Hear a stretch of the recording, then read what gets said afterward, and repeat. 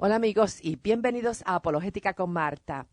Una advertencia que nos hizo Jesús antes de su crucifixión fue la de que no nos dejemos engañar por falsos cristos. En Mateo 24, versos 23 al 24, Jesús nos dijo: entonces, si alguno os dice, mirad, aquí está el Cristo, o mirad, allí está, no lo creáis, porque se levantarán falsos cristos y falsos profetas, y harán grandes señales y prodigios, hasta el punto de engañar, si fuera posible, aún a los escogidos. Sin embargo, no es necesario que una persona se declare explícitamente ser Cristo para ser personas que crean en Él y que reciban sus doctrinas filosóficas como ciertas. Tanto seguir a un falso Cristo como seguir doctrinas falsas de cualquier otra filosofía que no es el cristianismo bíblico conduce a uno a eventualmente vivir eternamente separado de Dios. Hoy vamos a estudiar sobre una persona que vivió en el pasado y que algunas personas lo consideran igual de importante que Jesús y le acreditan eventos similares de los sucedidos en la vida de Jesús. Esta persona se llamó Apolonio de Tiana. Tiana es una ciudad al sur de Turquía. Se dice que Apolonio, que vivió en el siglo I, también hizo milagros, tuvo discípulos, murió y apareció después de su muerte, igual que Jesús. Algunos críticos indican que lo que hizo Jesús no es único. De hecho, algunos críticos también dicen que el relato cristiano de las curaciones, los milagros y las apariciones posteriores a la muerte de Cristo fueron simplemente copiados de los relatos de Apolonio. O sea, creen que el relato bíblico se copió de los eventos en la vida de Apolonio. Pero esto es imposible. Veamos por qué. En primer lugar, los relatos de Apolonio se escribieron mucho después de que se escribiera el Nuevo Testamento. Apolonio vivió entre el año 3 antes de Cristo al 97 después de Cristo. Pero fue Filóstrato quien vivió entre el 170 y el 245 después de Cristo, quien escribió sobre Apolonio. Esto es mucho después de que se escribiera el Nuevo Testamento, el cual se completó antes del año 100 después de Cristo. ¿Qué notamos aquí? Vemos entonces que los relatos sobre Apolonio no fueron escritos por testigos oculares, como lo fueron los evangelios de Jesús. Si los críticos insisten en que el Nuevo Testamento está lleno de mitos y debe ser desacreditado, entonces también deben desacreditar los relatos de Apolonio, ya que los escritos se escribieron varias generaciones después del hecho. Pero fíjate que el Nuevo Testamento fue escrito por testigos presenciales de la vida de Jesús. Filóstrato no conoció personalmente a Apolonio, pero los autores del Nuevo Testamento sí conocieron personalmente a Jesús y documentaron las historias y eventos que tomaron lugar y que ellos vieron.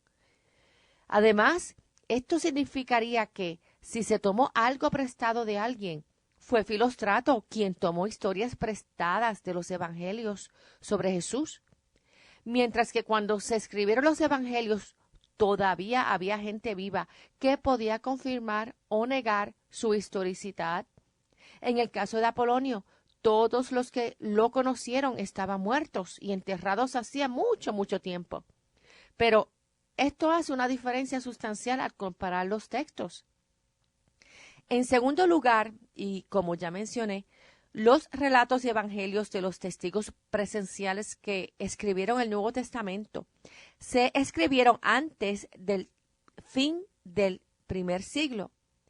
Por ejemplo, sabemos que Mateo, Marcos, Lucas y Hechos no contienen el relato sobre el evento histórico de la caída de Jerusalén que ocurrió en el año 70 después de Cristo. Esta caída incluyó la destrucción del templo de Jerusalén y el mismo Jesús profetizó la destrucción del templo. Vamos a Mateo 24, versos 1 al 2, Marcos 13, verso 1 y Lucas 21, verso 5. Y en Mateos 24, verso 1 al 2 dice, Jesús salió del templo y cuando ya se iba, se acercaron sus discípulos para mostrarle los edificios del templo. Respondiendo él les dijo, ¿veis todo esto? De cierto os digo que no quedará aquí piedra sobre piedra que no sea derribada. Un evento tan importante en la historia judía como la destrucción de su templo seguramente se habría incluido en Hechos y los evangelios sinópticos de Mateo, Lucas y Marcos. Si estos libros se hubieran escrito después del año 70, hubiesen incluido este detalle tan importante sobre la caída del templo. De hecho, añadir ese detalle hubiese sido una corroboración más sobre las profecías de Jesús referente al templo. Pero no está incluido, lo que indica que esos libros fueron escritos por testigos presenciales de la vida de Jesús, a diferencia de los relatos de Apolonio. En tercer lugar, Filóstratos es la única fuente para los relatos de Apolonio. Sin embargo, los relatos de Jesús en la Biblia provienen de múltiples fuentes y los mismos no se contradicen. O sea, tenemos diferentes escritores que escribieron sobre Jesús. Por ejemplo, tenemos a Mateo, a Marcos, a Lucas, a Juan, a Pablo, a Pedro y a Santiago. Ellos escribieron diferentes evangelios y epístolas que fueron recopiladas por la Iglesia y recopiladas en la Biblia. Por otro lado, no existe ninguna verificación para Apolonio que no sea el único escrito que fue hecho por Filóstrato. En cuarto lugar, se conoce que fue una emperatriz quien le encargó a Filóstrato que escribiera una biografía de Apolonio para ella dedicarle un templo. Julia Domna, quien fue la madre del emperador Caracalla, había donado fondos para construir un templo dedicado a Apolonio. Esto significa que Filóstrato tenía un motivo para copiar, fabricar y exagerar los relatos para satisfacer el requisito de la emperatriz. Como vemos, no es probable en lo más mínimo que los evangelios tomaran prestado de Apolonio. Todo lo contrario, Filóstrato tenía un motivo para satisfacer a la emperatriz que le había encargado que escribiera una biografía de Apolonio, a quien se le había construido un templo. Otro evento que recibe mucho ataque de parte de los críticos es la resurrección de Jesús. Algunos críticos indican que la resurrección de Jesús fue tomada de la mitología pagana. Sin embargo, muchos críticos y eruditos han tenido que abandonar esa idea cuando el erudito Gary Habermas produjo documentación y evidencias en contra de la mitología pagana. Gary Habermas es experto en el tema de la resurrección de Jesús. Habermas examinó sobre 2,000 publicaciones y artículos sobre la resurrección en francés, inglés y alemán, que fueron escritas desde el año 1975 al presente. Luego de él analizar estas publicaciones, él pudo contar con una mano cuántos eruditos dicen que la resurrección de Jesús fue tomada de mitología pagana. De hecho, les recomiendo a todos leer el libro de Gary Habermas titulado The Case for the Resurrection of Jesus, en donde él presenta la evidencia histórica de la resurrección.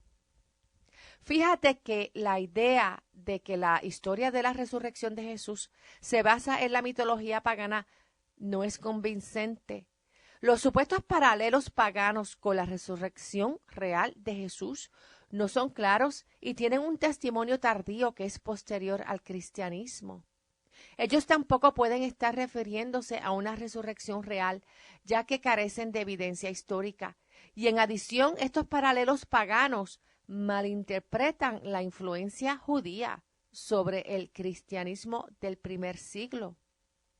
Si uno se pone a analizar los relatos de dioses que mueren y que resucitan en otras religiones, los mismos no están claros. Justino Mártir, quien fue uno de los primeros apologistas cristianos, le demostró al emperador romano algunos de estos supuestos paralelos en un intento de convencer al emperador de que las enseñanzas cristianas no eran tan diferentes de otras religiones romanas que habían recibido el favor del imperio para que se pudiesen practicar. Justino apeló a varios ejemplos como el de Esculapio, que murió a causa de un rayo y ascendió al cielo. También mencionó a Baco y a Hércules y algunos otros hijos que se elevaron al cielo en el caballo Pegaso después de ellos haber muerto violentamente. Mártir también mencionó la cremación del emperador Augusto, en la que alguien afirmó haber visto el espíritu de Augusto ascender hacia el cielo. Sin embargo, los paralelos de Justin son bien extremos y son bien confusos. Según indica Gary Habermas y su coautor, el señor Licona, ellos dicen que si tuviéramos que considerar todos estos como paralelos a la resurrección de Jesús, también tendríamos que considerar todas las historias de fantasmas. Todas estas historias de dioses similares a Jesús que mueren y resucitan aparecen más de 100 años después de los informes de la resurrección de Jesús. Sabemos que el relato de Apolonio se escribió después del año 170 después de Cristo.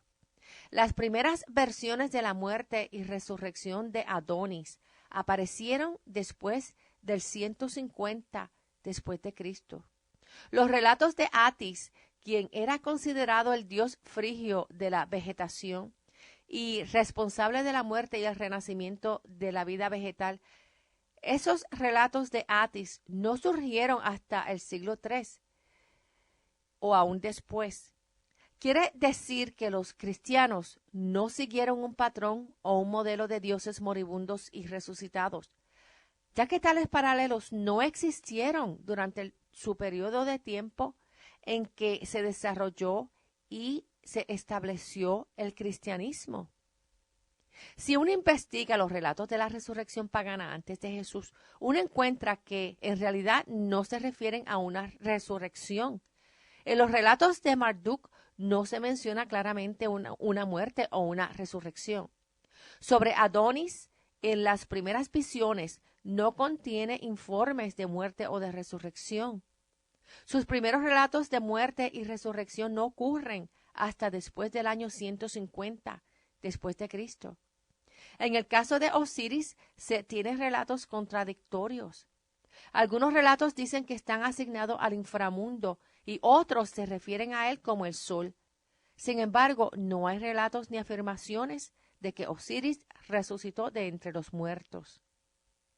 El señor Ryan Turner indica que el único relato de un dios que sobrevivió a la muerte que es anterior al cristianismo se encuentra en este Osiris. Sin embargo, existen varias versiones de su historia, como ya mencioné. En una versión, Osiris es asesinado por su hermano, cortado en 14 pedazos y esparcido por Egipto.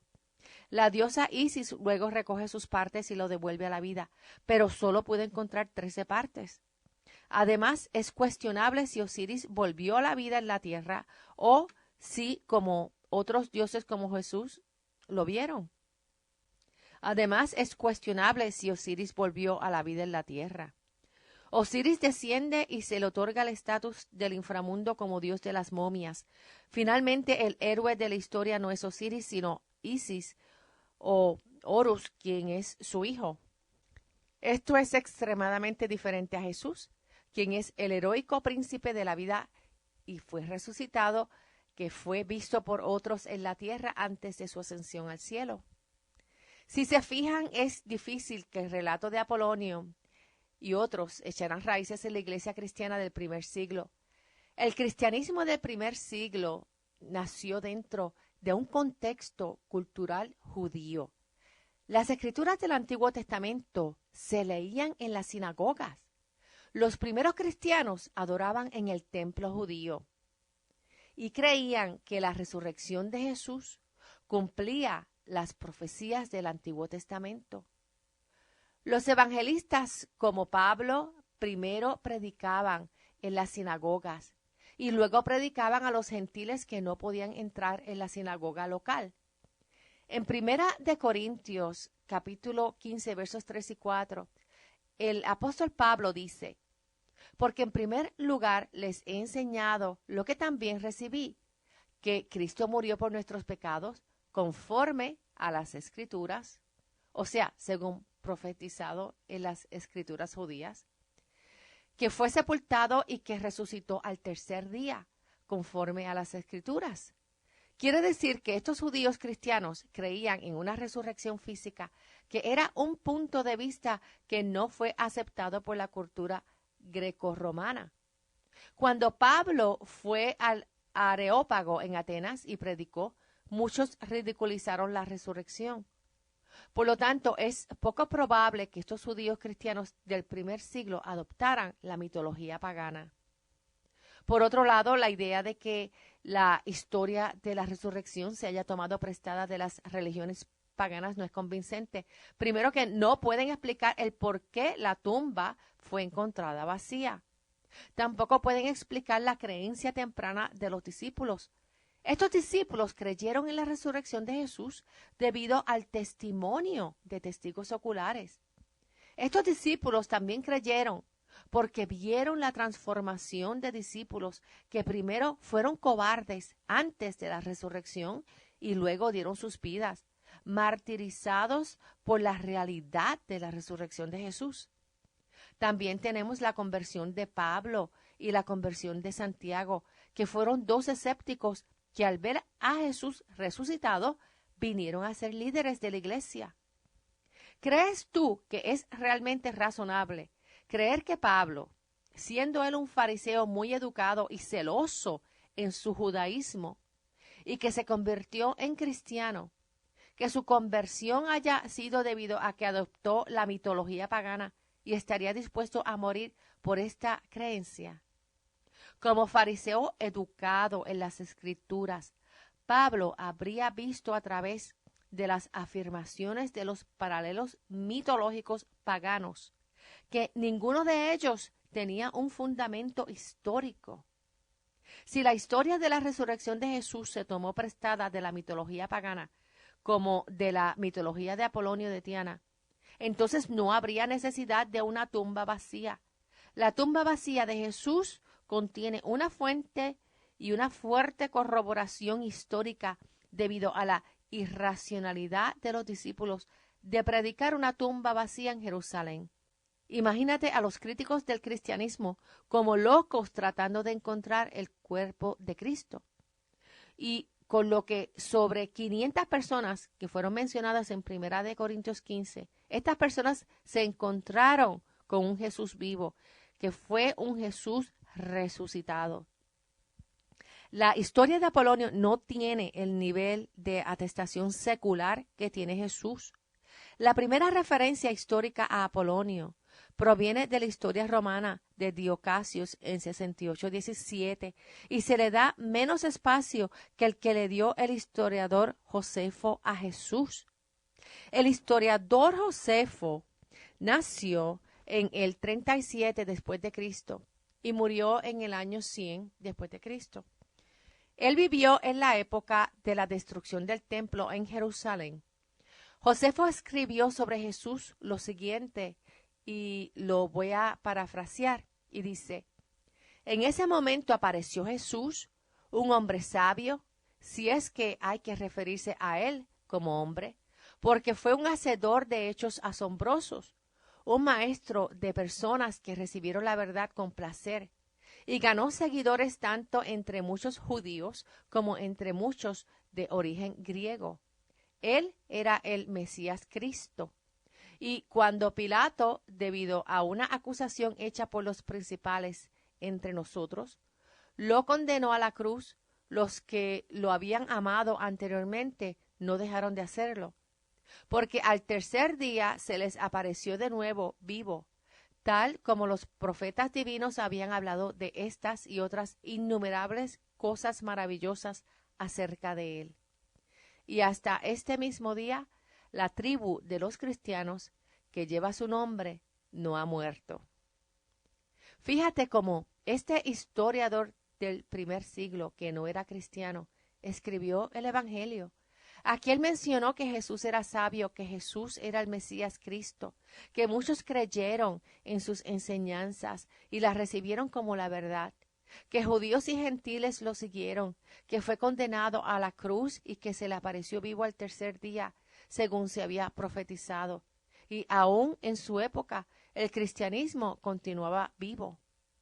Si la historia de Apolonio, quien era contemporáneo de Jesús, hubiese sido cierta, probablemente hubiese sido parte de los escritos históricos de Josefo, ya que supuestamente comparten una historia paralela. Sin embargo, nada fue escrito sobre Apolonio en el primer siglo. Por todas estas razones y otras más, las cuales no nos alcanza a estudiar hoy, la gran mayoría de los que estudian sobre Jesús y Apolonio rechazan la idea de que la resurrección de Jesús fue tomada de la mitología pagana. Como muestra Gary Habermas en el caso de la resurrección de Jesús, tanto las escrituras bíblicas, la atestación secular y los datos históricos disponibles nos llevan a la conclusión de que Jesús realmente es Dios y realmente se levantó de entre los muertos. Y si Jesús es Dios y vino a morir en la cruz por tus pecados, recibe ese regalo completamente gratis de parte de Dios, que es el único medio de obtener el perdón de los pecados y es el único medio de recibir la vida eterna en el reino de Dios. Te invito a que visites mi página en línea apologeticaconmarta.org y mi página en Facebook o mi canal en YouTube, en donde puedes encontrar este y todos mis programas radiales en archivo. En mi sitio en línea también puedes encontrar otros recursos y enlaces de ministerios dedicados a la apologética cristiana. Que Dios los bendiga y hasta el próximo programa. Chao.